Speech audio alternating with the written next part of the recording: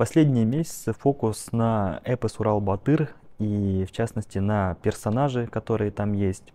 В саму суть этого эпоса обращает особое внимание центральноазиатские народы, да, особенно тюркские народы. Так как фокус на данный эпос обращает внимание многие тюркские народы, хотелось бы тоже какие-то моменты, возможно, подчеркнуть. Во-первых, само происхождение эпоса, да. Нужно иметь в виду, что эпос имеет довольно древние корни, потому что там описывается происхождение мира, мировосприятие и космогонические теории, в частности, народов, которые проживали на Южном Урале. И многие топонимы тоже имеют, точнее, описываются как некие легенды, то, как они возникли и произошли, исходя из сюжетов данного эпоса. Эпос, да, действительно, он древний, мы это можем судить, исходя из того, что там описываются даже некие библейские, да, коранические сюжетные линии, речь может дотрагивается и всемирный потоп, речь идет про описание мира вокруг и то, как они там появились, люди, да, то, что вот даже имена родителей Урала-Батыра, да, Янберды и Янбика, то есть тот, кто дал жизнь, и тот, то есть властительница жизни, владыка жизни, по сути, да, речь именно про тех людей, про, по сути, в какой-то мере Адама и Еву, которые сотворили мир, сотворили людей, людской мир. То же самое про братьев Урала и Шульгена, да. Здесь некая параллель про Каина и Авеля. История похожа на некую библейские отгласки. Если мы берем, допустим, персонажей из этого эпоса, врагов, да, там Катил, Азрака, Кахкаха, да, вот некоторые из них, возможно, так или иначе имеют схожие названия элементов из индоиранской мифологии, из шумерской мифологии, да и не только. И сам эпос очень носит такой древний характер, благодаря тому, что в нем особо не упоминается, то есть он появился до исламизации этого региона, да. Он описывает, то есть народ, в частности, главный герой, который борется за всеобщее благо, за то, чтобы убрать из жизни людей смерть. Он явно борется за все человечество, не конкретно за какой-то народ, за какую-то нацию, за какой-то ру, да, он пытается привнести благо в весь мир. То же самое, как делал Прометей, да, привнес огонь для людей, чтобы люди могли греться, да, и использовать огонь как инструмент во благо. То же самое, что Геракл, да, он проходил какого рода испытания, подвиги, и был сыном Божиим. По сути, то есть Янберды и Янбика, они тоже какие-то, возможно, полубоги, живут исключительно на земле, которая окружена водой, и общаются в неком Эдеме, живут каким-то образом в гармонии с животными. Животные им служат тоже инструментом для того, чтобы получать некого рода пищу, добычу. Они им помогают, они с ними общаются. Здесь вспоминаются элементы, кадры вот этого мультика пластилинового, если вы когда-то смотрели, да. Вот, они живут примерно таким образом. И Урал-Батыр, когда отправляется для того, чтобы убить смерть, да, убрать из жизни людей, принести в это благо, он тоже советуется с этими животными. Животные сразу говорят то, что этого делать не нужно, потому что у этого будут определенного рода там последствия. То есть особенно там вот речь колгона, птицы ворона, да, черного ворона, мудрый элемент, образ мудрой птицы подсказывает, что в принципе это нехорошее дело.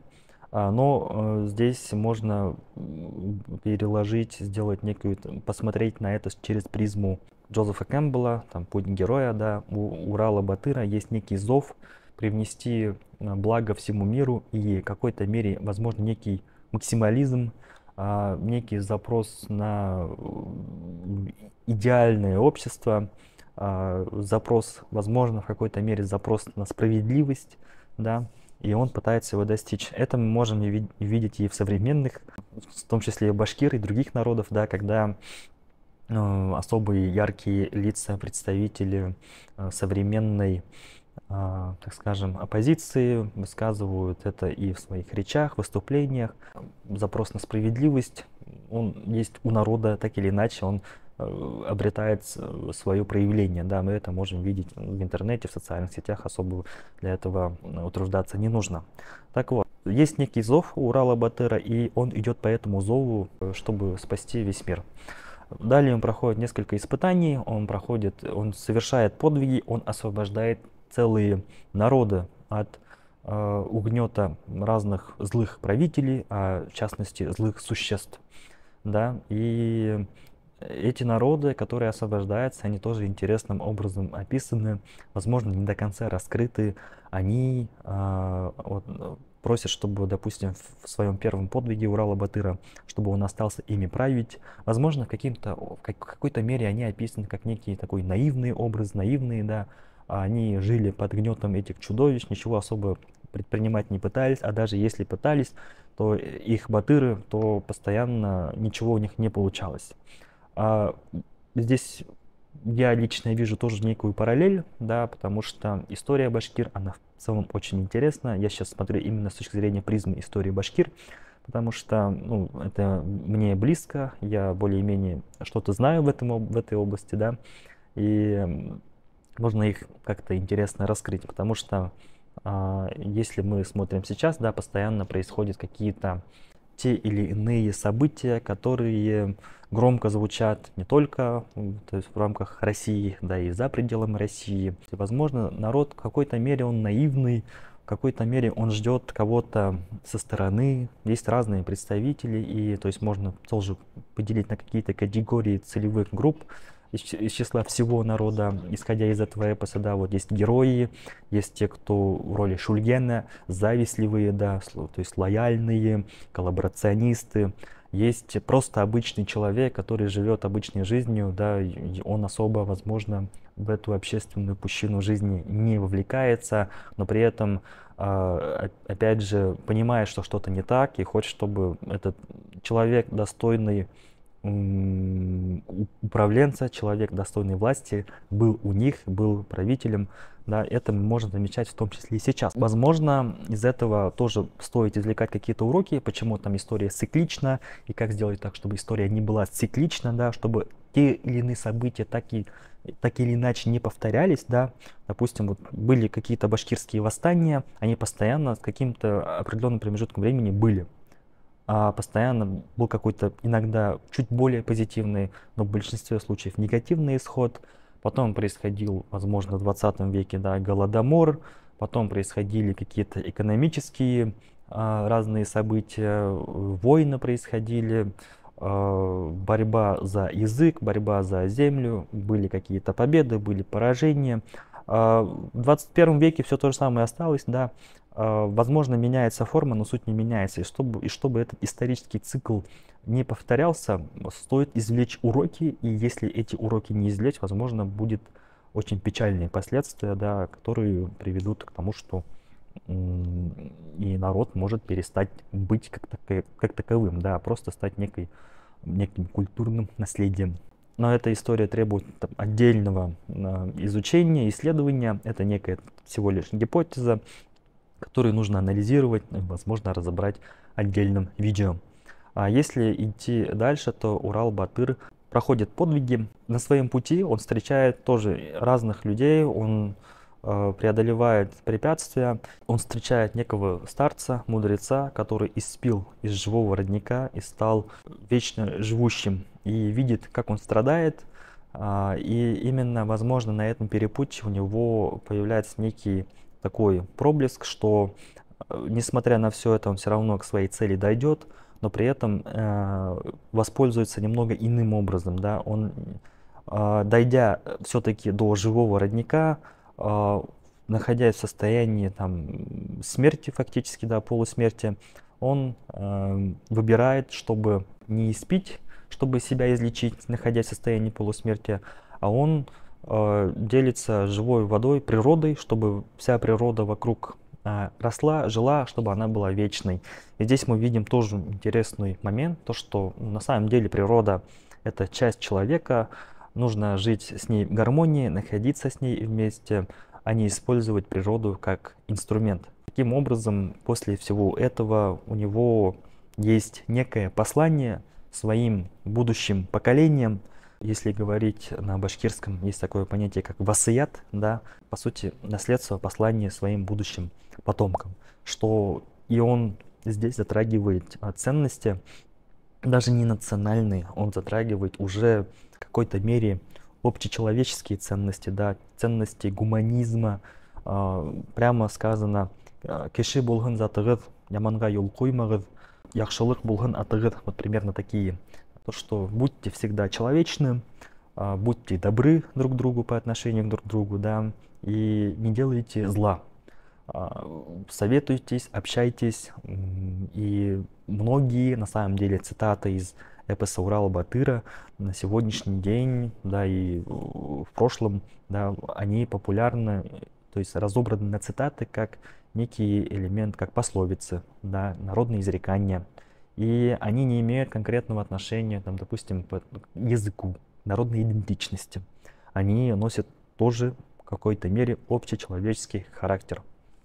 Наверное, стоит немного затронуть тоже человека, который написал этот эпос, Мухаммедша Бурангулов, тот человек, который зафиксировал в письменном виде и то, что мы сейчас читаем, то, что он для нас передал, да, точно можно сказать, что человек очень сильно вдохновился. Это можем увидеть, исходя из его произведений, хотя жизнь у него была нелегкая, да, в целом в 20 веке у большинства башкирской интеллигенции, кого мы знаем, которые там произвели много работы для рассвета творчества, культуры, образования, они подверглись определенного рода репрессиям, были обвинены в национализме, да, и пришел некий такой упадок целых народов.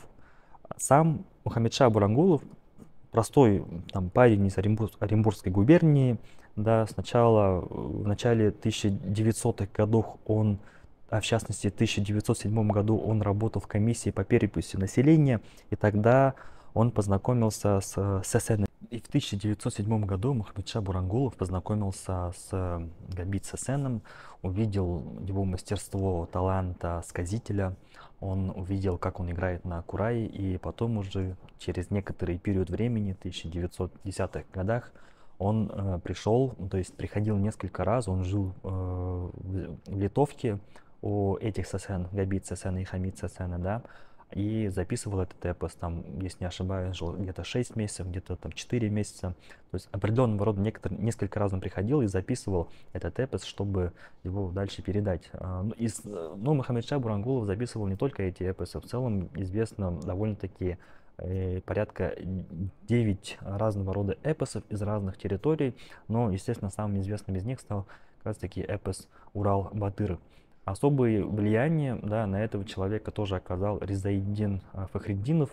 У него была встреча с ним, и тогда Ризаиддин Фахриддин, говорил ему о важности тоже сказителей, сесенов, о том, как они влияют на народ и устное народное творчество. Возможно, после этого как раз таки прошел переломный момент.